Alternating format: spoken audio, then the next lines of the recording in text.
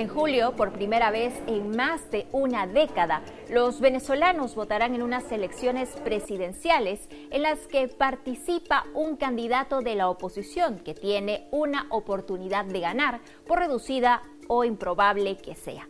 En medio de crisis económicas y democráticas que han ocasionado que más de 7 millones de venezolanos abandonen el país en el que se considera uno de los mayores desplazamientos humanos del mundo, el presidente autoritario del país, Nicolás Maduro, ha hecho algo que pocos creyeron que haría. Permitió que aparezca en la tarjeta electoral un candidato opositor que cuenta con un amplio apoyo. ¿Cuáles son los escenarios de cara a las próximas votaciones? Aquí te lo explico.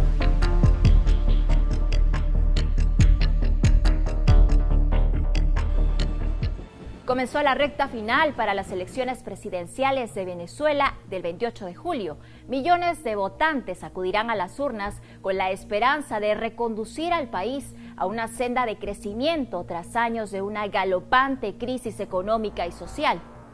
No obstante, pocos se hacen ilusiones de que la elección será democrática o justa. E incluso si una mayoría de los electores vota en contra de Maduro, hay dudas generalizadas de que esté dispuesto a que los resultados se difundan o incluso a aceptarlos si es así.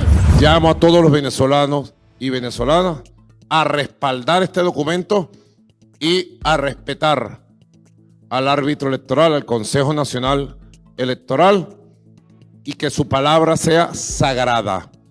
Ya basta de sabotajes contra nuestro país, ya basta de conspiraciones. Venezuela quiere tranquilidad.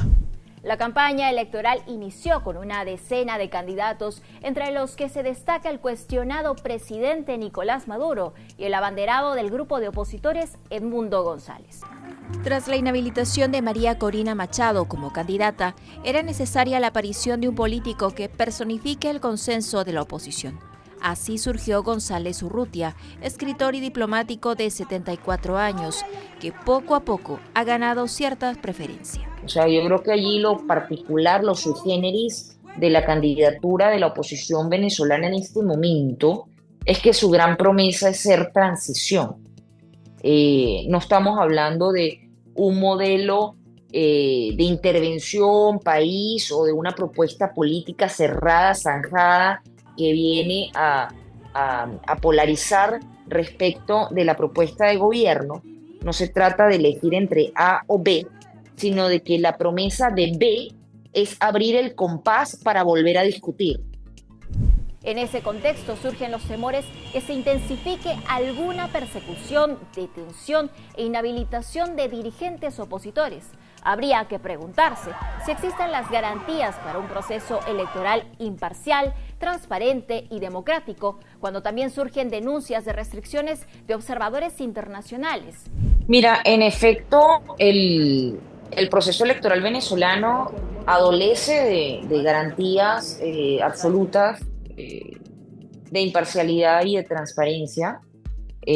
No es un tema nuevo, es un tema que tiene ya varios años y que ha sido motivo de toda la crisis, ¿no?, desencadenada en Venezuela después de la última elección, digamos, donde hubo garantía fue la elección 2015, y después ha habido un bombardeo al Estado de Derecho y al marco, pues, constitucional de garantías de participación cívica y política. Esto ha implicado tanto la persecución a liderazgos de oposición al gobierno como la apertura o la inhabilitación política de diversos actores sin que se haya cumplido con los pasos constitucionalmente establecidos. Entonces estamos en un proceso profundamente difícil. Venezuela se prepara para votar en un momento en que el país se enfrenta a asuntos importantes que tendrán impacto mucho más allá de sus fronteras. Entre ellos están la supervisión del futuro de las vastas reservas petroleras nacionales, las mayores del mundo, el restablecimiento o no de las maltrechas relaciones con Estados Unidos, la decisión de permitir que Irán, China y Rusia sigan apoyándose en Venezuela como aliado clave en el hemisferio occidental y el manejo de la crisis humanitaria interna que ha llevado al país, que había sido una nación próspera, a un sufrimiento inmenso.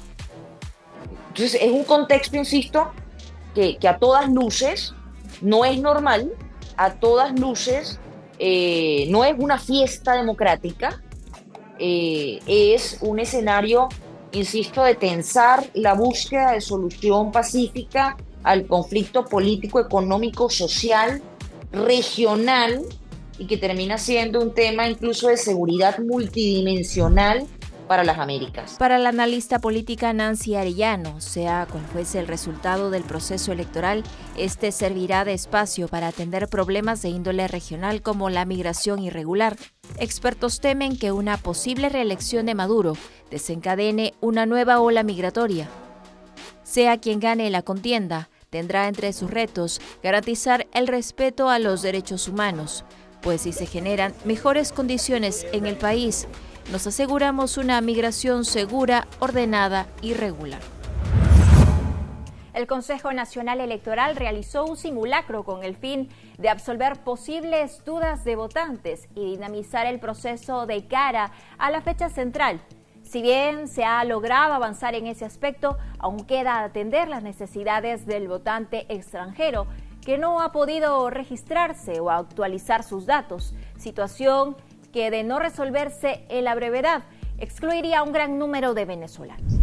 Parte del problema que hay en el incumplimiento de los estándares constitucionales es la negativa a la actualización del padrón electoral de extranjeros, de venezolanos en el exterior, donde se han vulnerado los derechos civiles y políticos de básicamente 3 millones de personas, más de 3 millones de personas, 3 millones de votos, estamos hablando de que es casi el 25% del padrón electoral, o sea, es brutal el impacto en términos de transparentar la voluntad democrática del pueblo venezolano dentro y fuera de sus fronteras, por el número de electores que representa esto, y donde ha habido una lectura